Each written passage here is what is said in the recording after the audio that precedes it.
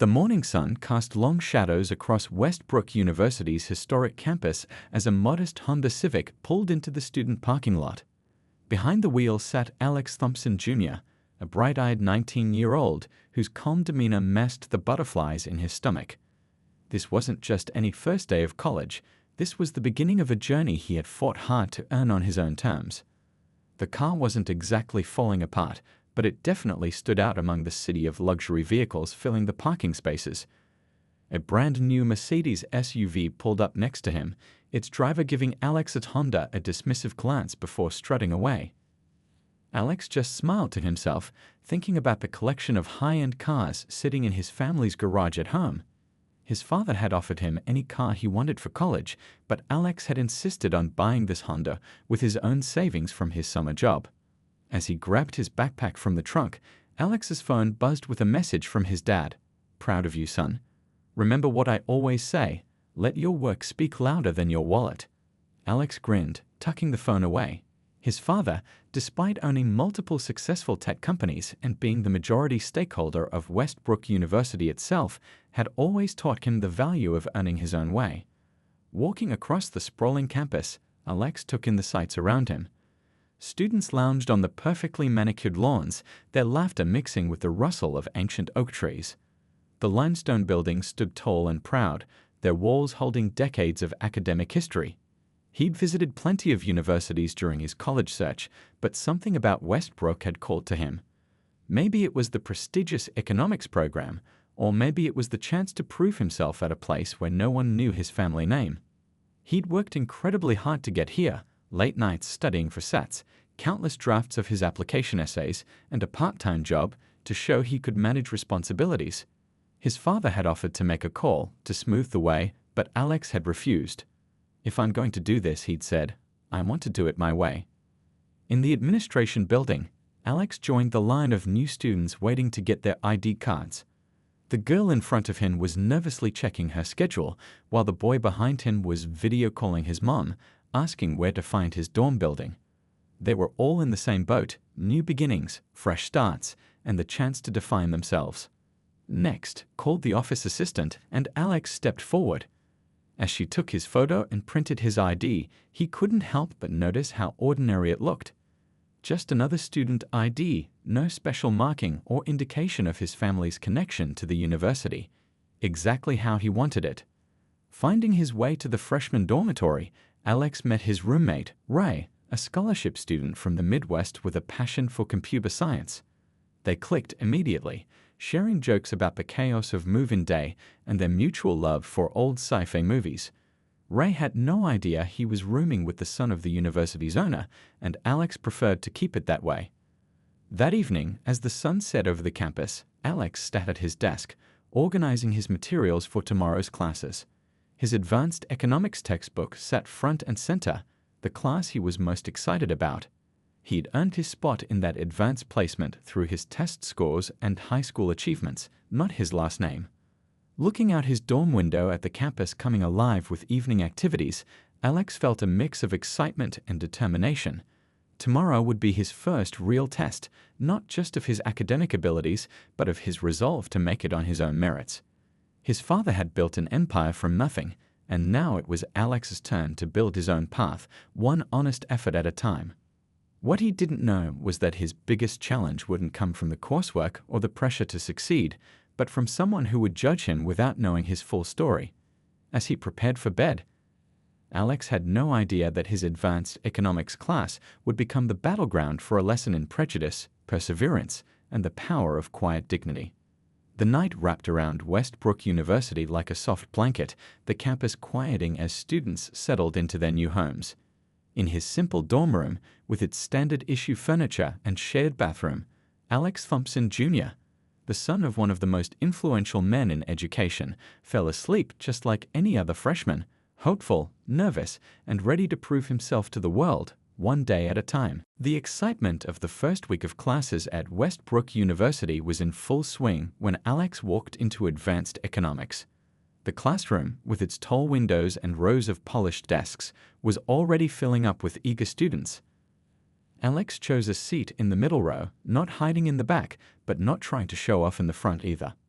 Professor Harrison walked in exactly at 9 a.m., his expensive leather briefcase making a soft thud as it hit the desk. Everything about him screamed old money and tradition, from his perfectly pressed suit to his gold-rimmed glasses. The room fell silent as he began taking attendance, his voice carrying the weight of 20 years of teaching experience. When he reached Alex's name, something changed in his expression. It was subtle, just a slight narrowing of the eyes, a small pause before calling out Thompson. Alex.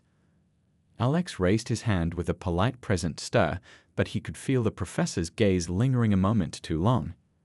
During that first class, Professor Harrison asked various students to share their backgrounds in economics. When it was Alex's turn, he confidently explained his high school experiences and summer internship at a local bank. Before he could finish, the professor cut him off. "And how exactly did you qualify for this advanced placement?" Harrison's tone was sharp, different from how he'd addressed other students. "This is a prestigious course, Mr. Thompson. We maintain certain standards here at Westbrook." The classroom grew uncomfortably quiet.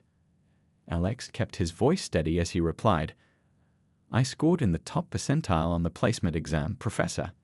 I'd also completed advanced economics courses in high school with a 4.0 GPA. Harrison's response was a dismissive, "We'll see about that," before moving on to the next student. A few classmates shot sympathetic glances at Alex, while others awkwardly looked away. As the weeks passed, it became clear this wasn't a one-time incident. Every class brought a new challenge. When Alex raised his hand to answer questions, Harrison would ignore him. When he did call on Alex, he interrupted his answers, picking apart every word. Even Alex's perfectly written papers came back with harsh critiques that seemed more personal than professional. One particularly tense morning, Alex arrived early to find a group of students discussing their midterm project proposals. Harrison was at his desk, seemingly absorbed in his laptop. When Alex joined the conversation, sharing his ideas about emerging market trends in developing nations, his classmates were genuinely interested. "That's actually brilliant," said one student, Lai, whose family ran a business in international trade. "I hadn't considered the impact of mobile banking on rural communities." But Harrison's voice cut through their discussion like ice. "Mr. Thompson, perhaps you should focus on more basic concepts before attempting to analyze complex global issues you clearly don't understand." The unfairness of it stung, but Alex remembered his father's words about dignity under pressure. He took a deep breath and responded respectfully, "I've actually done extensive research on this topic, Professor. I'd be happy to share my sources." "Sources?" Harrison scoffed. "This is an elite institution, Mr. Thompson. We expect a certain level of natural aptitude. Not everyone belongs here, regardless of how they manage to gain admission." The implication hung heavy in the air. Several students shifted uncomfortably in their seats. Lai opened his mouth to speak up but stopped when Alex gave him a supple shake of the head. This was a battle Alex needed to fight on his own terms. That evening, in his dorm room, Alex's roommate Ray noticed his unusually quiet mood. "Rough day?" he asked, looking up from his computer science homework. Alex shared what had happened, careful to keep his voice neutral. "I just don't understand what his problem is. I'm doing the work, I'm participating, my grades are good." "You know it's not about your work, right?" Ray said quietly. "Some people, they see what they want to see. My sister went through something similar in med school. She just worked twice as hard and let her success do the talking." Alex nodded, pulling out his economics textbook.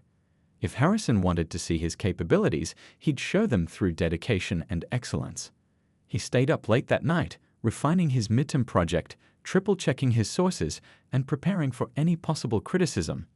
What Alex didn't know was that his quiet determination was being noticed. Other professors had heard whispers about Harrison's behavior.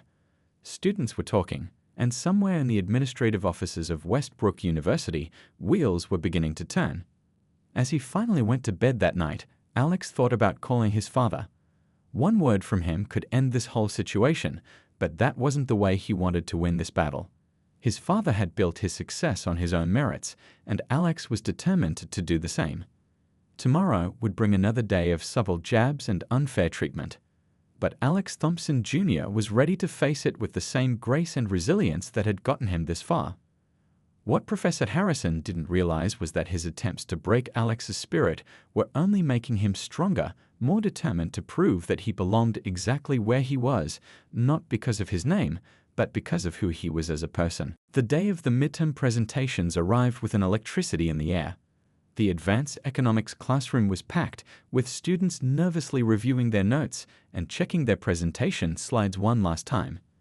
Alex sat quietly, reviewing his research on emerging market trends. He'd spent weeks perfecting this presentation, knowing Professor Harrison would be looking for any excuse to tear it apart. The first few presentations went smoothly. Harrison's critiques were sharp but fair, pointing out flaws in analysis while acknowledging strong points. Then he called Alex's name, his tone carrying that now familiar edge of disdain. Alex walked to the front of the room, connected his laptop, and began his presentation with confidence. His analysis of mobile banking's impact on developing economies was thorough, backed by solid data and real-world examples. Other students were nodding along, clearly engaged. As we can see from this graph, Alex explained, pointing to his carefully prepared chart, the adoption of mobile payment systems in rural areas has increased local business participation by 47% over the last 3 years. This suggests. Stop right there, Harrison interrupted, standing up from his desk. These numbers seem suspiciously optimistic. Where exactly did you get this data? Alex maintained his composure. The data comes from the World Bank's latest economic reports, sir. I've included all sources in my bibliography. And you expect us to believe you truly understand the complexities of international banking systems? Harrison's voice dripped with skepticism. Perhaps you're simply repeating numbers without any real comprehension. The room grew tense. Lai, sitting in the front row, spoke up. Professor, I've worked with these statistics in my family's business. Alex's analysis is actually spot on. Harrison's face reddened. I don't recall asking for your input. He turned back to Alex. Continue, Mr. Thompson, though I suggest you stick to more basic concepts in the future. Alex took a deep breath and pressed on, explaining how mobile banking was transforming local economies. He was in the middle of describing a case study when Harrison interrupted again. This is precisely what's wrong with lowering our admission standards, Harrison announced to the class. We end up with students who clearly don't belong in advanced courses, trying to punch above their weight. The room fell dead silent. Several students looked down at their desks, others shared uncomfortable glances. Alex's hands gripped the podium tightly, but his voice remained steady. Professor Harrison, with all due respect, my analysis is well-researched and supported by current data. If you have specific academic criticisms, I'm happy to address them. Something in Harrison's expression changed, as if Alex's composed response had only angered him further. Specific criticisms. Here's one. You lack the basic qualifications to be in this class. In fact, he gathered his papers sharply. I want you out, now. On what grounds? Alex asked quietly. On the grounds that I say so. Harrison's voice rose. I've been teaching at this university for 20 years. I know when a student doesn't meet our standards. Pack your things and get out. Several students started to protest. Lai stood up and others followed. But Alex raised his hand, silencing them. With deliberate calm, he gathered his materials and headed for the door.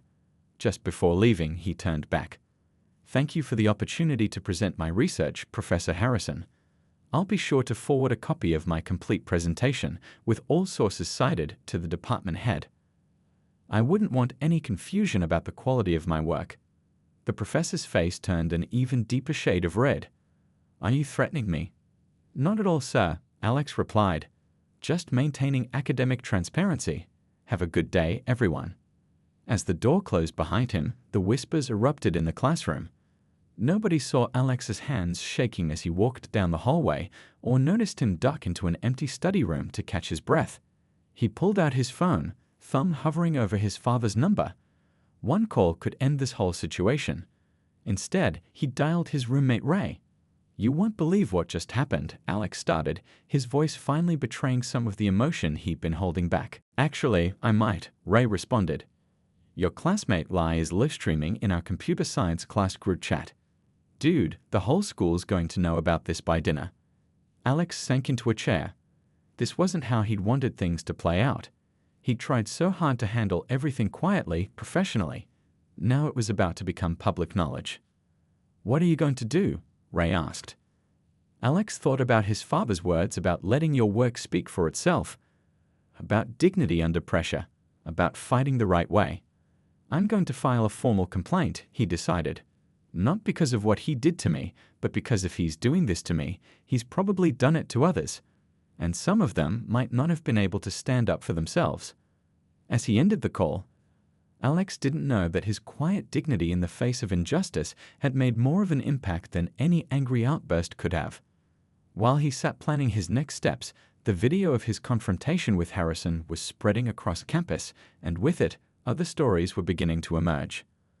The afternoon sun cast long shadows through the study room window as Alex began documenting everything that had happened, unaware that his simple act of standing up with Grace would soon trigger changes that would reshape Westbrook University forever. The dean's office was quieter than Alex expected, with just the gentle hum of air conditioning and the soft ticking of an old wall clock. Dean Parker, a woman in her 50s with kind eyes and a no-nonsense attitude, reviewed the paperwork on her desk while Alex waited. What he didn't know was that Professor Harrison had already been there that morning, storming in with his own version of events. He demanded Alex's immediate removal from his class, possibly even from the university itself, citing academic inadequacy and disruptive behavior. So, Dean Parker finally spoke, looking up from the documents. "Tell me your side of what happened yesterday, Mr. Thompson." Alex straightened in his chair. "I was giving my midterm presentation on emerging market trends when Professor Harrison interrupted me multiple times. He eventually ordered me to leave the class, saying I didn't meet Westbrook's standards. And your grade point average is—" She glanced at her computer screen, eyebrows rising, "a perfect 4.0. Interesting."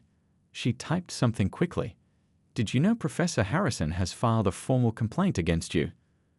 Alex's stomach tightened, but he kept his voice steady. "No, ma'am, I didn't. But honestly, I'm not surprised." A knock at the door interrupted them.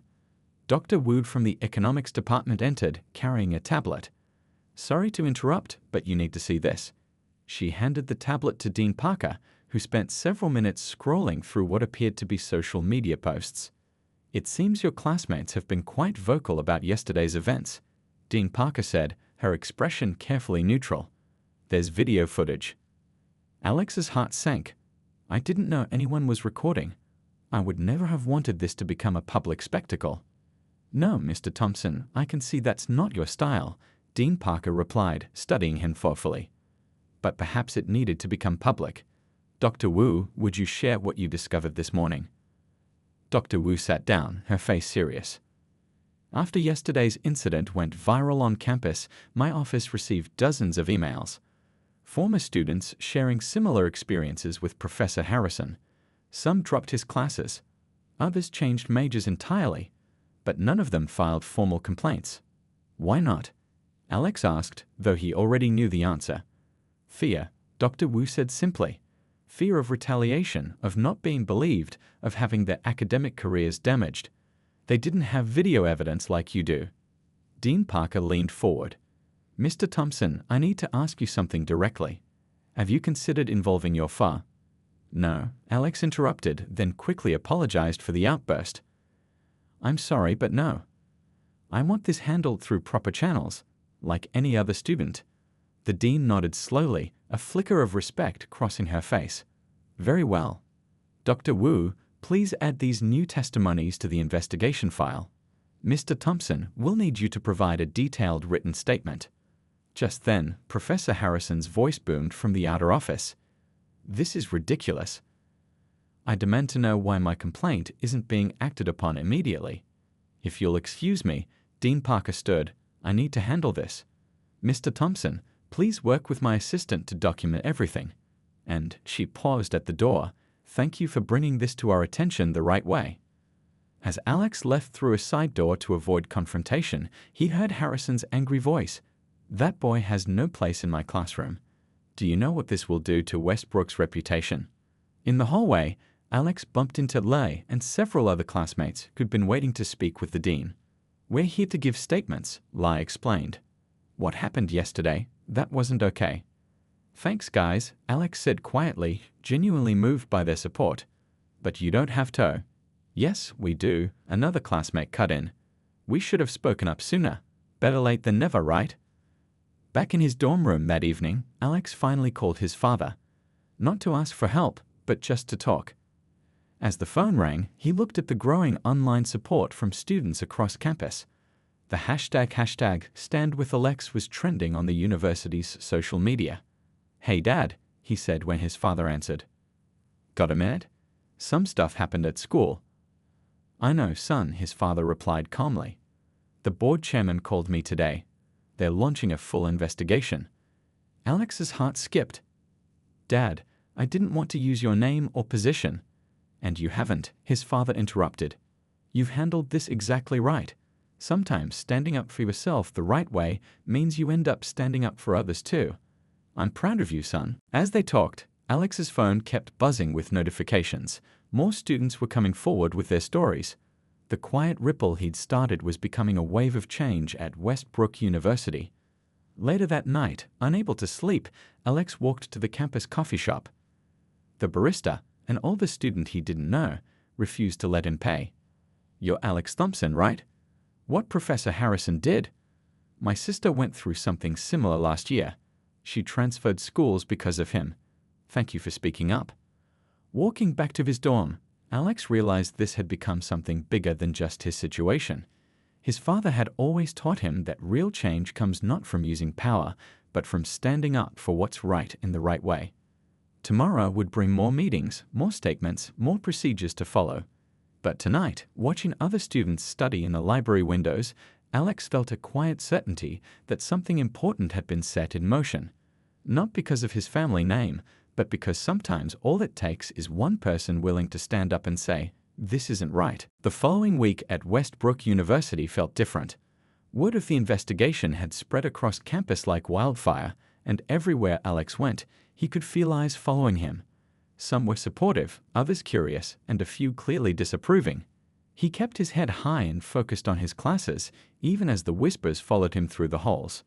In the university's administrative building, Dean Parker sat surrounded by stacks of papers and emails.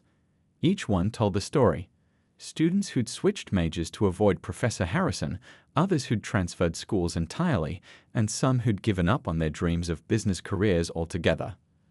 Look at this one, she said to Dr. Wu, who'd become instrumental in the investigation. A student from 3 years ago. Full scholarship, perfect grades, then suddenly dropped out mid-semester after taking Harrison's class. Dr. Wu nodded grimly. I remember her.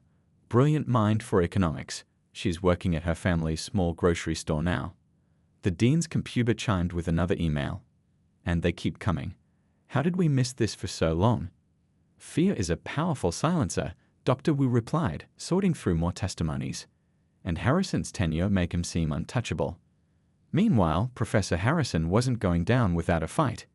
He'd rallied his supporters among the faculty, arguing that academic standards were being sacrificed for political correctness. Some older professors nodded along, while others looked increasingly uncomfortable. In the campus coffee shop, Alex overheard snippets of conversations about the case. 2 professors at a nearby table were discussing it in low voices. Did you get? They found a pattern going back almost 15 years, one whispered. Harrison's claiming it's about maintaining standards, the other replied. But the numbers tell a different story. Funny how his standards seem to affect certain students more than others. Alex pretended to focus on his laptop, but his heart was racing. 15 years. How many students had been hurt before someone finally spoke up? That afternoon, he received an email from the dean's office requesting another meeting. When he arrived, he found not just Dean Parker and Dr. Wu, but also several members of the university's board of trustees. Mr. Thompson, one of the trustees, began, "We've been reviewing the evidence gathered in this investigation. It's troubling, to say the least." Dean Parker spread out several papers on her desk. "We've documented over 50 cases of potential discrimination. Professor Harrison's grading patterns show significant inconsistencies when analyzed statistically." Alex looked at the graphs and charts they'd prepared. The pattern was clear, even to a freshman's eyes. The thing is, Dr. Wu added, "Many of these former students are willing to come forward now, but they're afraid of retaliation. Harrison has powerful friends in the academic world." "I understand their fear," Alex said quietly. "But sometimes you have to stand up, even when you're scared. Otherwise, nothing changes." Just then, they heard Harrison's voice in the hallway again, demanding to speak with the board members. Dean Parker quickly ushered Alex out through a side door, but not before he heard Harrison shouting about declining academic standards and the death of merit-based education. Back in his dorm room, Alex found Ray working on his computer science project. "How'd it go?" his roommate asked. "They found more cases, a lot more." Alex sat heavily on his bed. "I keep thinking about all those students who felt they had to stay quiet." "You know what's crazy?" Ray turned from his computer. "Remember my sister I told you about? She just called the dean's office today. Turns out she had Harrison for economics 115 years ago. Never told me the whole story until now." Alex's phone buzzed with messages from his study group. They'd been keeping up with his other classes, sharing notes and recordings while he dealt with the investigation. The support from his classmates had been overwhelming. Lay texted, "Prof. Harrison just announced he's taking a leave of absence. Guess who's teaching the rest of our term? Dr. Wu." The news spread quickly across campus. Some celebrated, while others worried about the implications for academic freedom. But in the library archives, where student workers were helping collect records for the investigation, the truth was becoming clearer every day. "Found another one," a student assistant called out, waving an old grade appeal form. From 2010. Professor Harrison claimed the student lacked fundamental understanding despite perfect scores on all standardized tests. As the sun set over Westbrook's historic campus, Alex walked to the economics building for a meeting with Dr. Wu about making up the work he'd missed. The hallways were quiet now, but he could almost hear the echoes of all the students who'd walked these halls before him, carrying similar burdens in silence. His phone buzzed again, this time a message from his father. "Board meeting tomorrow. Stay strong, son. The truth has a way of coming to light." Alex stared at the message for a long moment. Tomorrow would bring more revelations, more difficult conversations. But tonight, he felt a strange mix of sadness and hope. Sad for all those who'd suffered in silence, but hopeful that finally, something was about to change. In Dr. Wu's office, surrounded by economics textbooks and research papers, Alex found himself saying, "I never wanted to cause all this trouble." "Trouble?" Dr. Wu looked up from her papers. "Mr. Thompson, you haven't caused trouble. You've helped expose it. There's a big difference." She smiled kindly. "Sometimes the most important changes start with one person simply refusing to accept what's wrong." As Alex walked back to his dorm under the stars, he thought about all the stories that had emerged during the investigation. Each one was more than just evidence in a case. They were dreams interrupted, confidence shattered, potential denied. Tomorrow's board meeting would decide more than just Professor Harrison's fate. It would decide whether Westbrook University was ready to face its past and change its future. The morning of the board meeting dawned clear and crisp. The university's historic boardroom, with its dark wood panels and oil paintings of past presidents, felt heavy with anticipation. Board members filed in quietly, taking their seats around the massive oak table while Professor Harrison sat at one end, looking confident despite everything. Dean Parker arranged her documents carefully, stealing glances at the empty chair at the head of the table, the chair reserved for the university's owner, who rarely attended these meetings in person. The room hummed with whispered conversations and the shuffling of papers. "Let's begin," announced Chairman Reynolds, calling the meeting to order. "We're here to address serious allegations concerning Professor Harrison's conduct and its impact on our institution." Harrison straightened his tie, a dismissive smile playing at his lips. "I've dedicated 20 years to maintaining Westbrook's high standards. This witch hunt is nothing but an attack on academic excellence." Dean Parker began presenting the evidence, her voice steady as she detailed case after case. Graphs showed clear patterns of biased grading. Letters from former students painted a picture of systematic discrimination. As she spoke, Harrison's smile gradually faded. "These allegations are ridiculous," he interrupted. "I demand to know who's behind this smear campaign." "That Thompson boy?"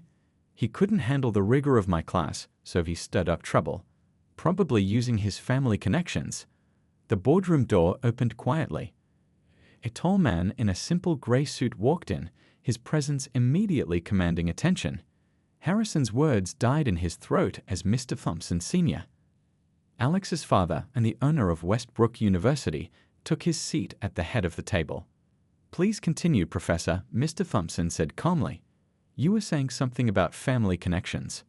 The color drained from Harrison's face as realization dawned. The student he'd been trying to force out was the son of the university's owner. Mr.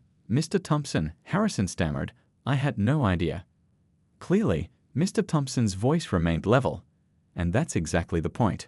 My son insisted on earning his place here, just like every other student. He wanted no special treatment." He turned to address the board. "What we're discussing today isn't about my son. It's about every student who faced discrimination in silence." Dean Parker projected more statistics onto the screen. Over the past 15 years, Professor Harrison's grading shows consistent bias. Qualified students were pushed out, careers were derailed, dreams were shattered. "This is absurd." Harrison stood up, his chair scraping loudly. "I've maintained the highest standards." "Standards?" Mr. Thompson raised an eyebrow. "Let's talk about standards." He nodded to Dr. Wu, who distributed more reports. "These are the academic records of every student who left your classes under questionable circumstances. Perfect SAT scores, outstanding GPAs, glowing recommendations, yet somehow they'd all failed to meet standards." The board members flipped through the pages, their expressions growing increasingly troubled. Harrison's face had turned an alarming shade of red. "You can't prove anything," he sputtered. "This is all circumstantial." "Actually," Dr. Wu spoke up, "we have something more."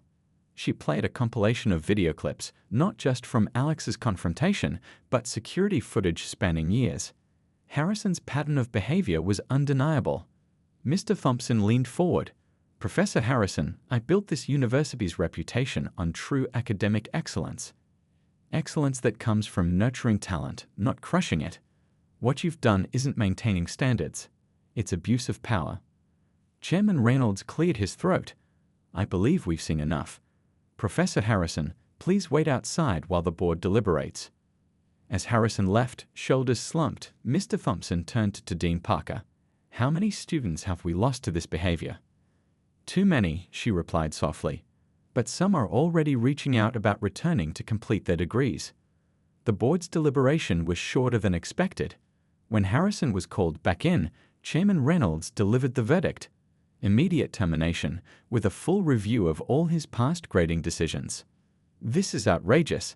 Harrison exploded. "You can't do this to me. I am this university's most distinguished professor." "No," Mr. Thompson stood slowly. "You're its greatest disappointment.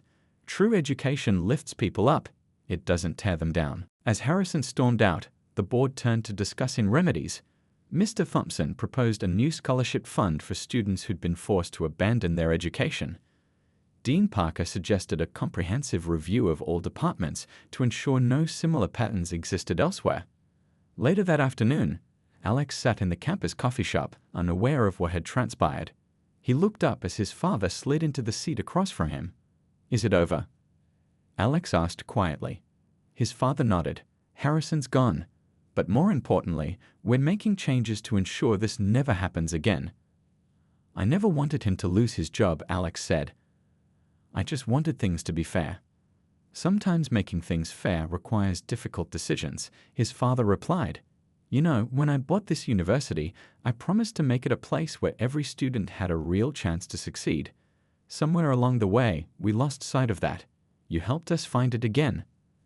Outside, students crossed the quad, heading to evening classes. Among them were faces that had been missing from campus for years, former students returning to reclaim their dreams. "Your mother would be proud," Mr. Thompson said softly. "She always said education should open doors, not close them." Alex watched a group of students studying together on the lawn. A mix of faces and backgrounds that represented everything Westbrook could be. "So what happens now?" His father smiled. "Now we rebuild." And we make sure every student who walks through those gates gets a fair chance to prove themselves, just like you did. As the sun set behind the historic buildings, casting long shadows across the campus, father and son sat in comfortable silence.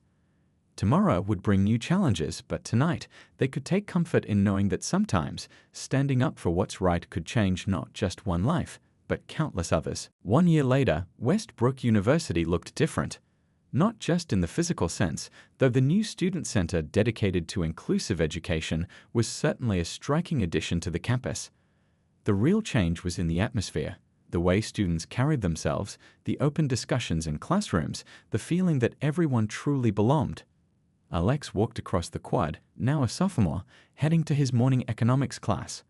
The same classroom where everything had started a year ago now felt like a completely different place under Dr. Wu's leadership. Students debated freely, shared diverse perspectives, and most importantly, felt safe to make mistakes and learn from them. "Hey, check this out," called Lai, waving a campus newspaper as Alex entered the classroom. The headline read, "Westbrook's new scholarship program changes lives. 50 former students return to complete degrees."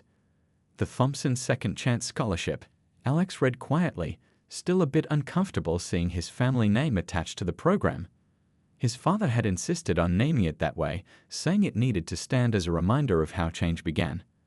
Dr. Wu started her lecture, but not before pointing out a visitor sitting in the back, one of the returning students who'd left during Harrison's time. The woman, probably in her early 30s, took notes with the kind of enthusiasm that comes from truly appreciating a second chance at education. After class, Alex headed to his new role at the Student Advocacy Office, a department created in the wake of last year's events. His desk was covered with posters advertising upcoming diversity workshops and mentoring programs. "Got a minute?" asked Ray, poking his head in. Now a student representative on the university's ethics committee, Ray had turned his computer skills toward developing an anonymous reporting system for students facing discrimination. "Remember that pattern recognition algorithm you helped me with?" Ray continued. "It just flagged some concerning grade distributions in the chemistry department. Nothing like Harrison, but worth looking into." Alex nodded. The university had learned its lesson about catching problems early. "I'll pass it along to Dean Parker. How's your sister doing, by the way?" "Graduating next month," Ray grinned. "Top of her class at med school. She says what happened here inspired her whole university to review their policies." The changes at Westbrook had indeed rippled out to other institutions. Mr. Thompson's decision to be transparent about what had happened, rather than trying to hide it, had set a new standard for handling discrimination in academia. Later that afternoon, Alex attended a board meeting, not as the owner's son, but as one of several student representatives now included in university governance. They were discussing plans for expanding the Second Chance Scholarship to other universities. "The applications keep coming," Dean Parker reported, "not just from our university, but from students across the country who faced similar situations. They're asking if we can help." Chairman Reynolds nodded thoughtfully. "Perhaps it's time we shared our new policies and procedures with other institutions. Make this bigger than just Westbrook." Speaking of making things bigger, Mr. Thompson added, "I've been talking with some other university owners. They're interested in implementing similar programs. Sometimes it takes one story to open everyone's eyes." After the meeting, Alex walked with his father through the campus. They passed the wall where photos of returning students now hung, each face telling a story of resilience and redemption. "You know what's funny?" Alex said, stopping to look at the pictures. "A year ago, I was so worried about proving myself, about not using your name or influence. But sometimes the right kind of influence is exactly what's needed for change." His father squeezed his shoulder. "You still proved yourself, just not in the way you expected. Real leadership isn't about having power, it's about how you use it to help others." They reached the new student center, where a group of freshmen were attending a workshop on recognizing and reporting discrimination. Through the window, Alex could see Lai leading the session, sharing his experience of speaking up that day in Harrison's class. "Mr. Thompson," called out a voice. It was the older student from his economics class. "I just wanted to say, I'm back because of what happened last year.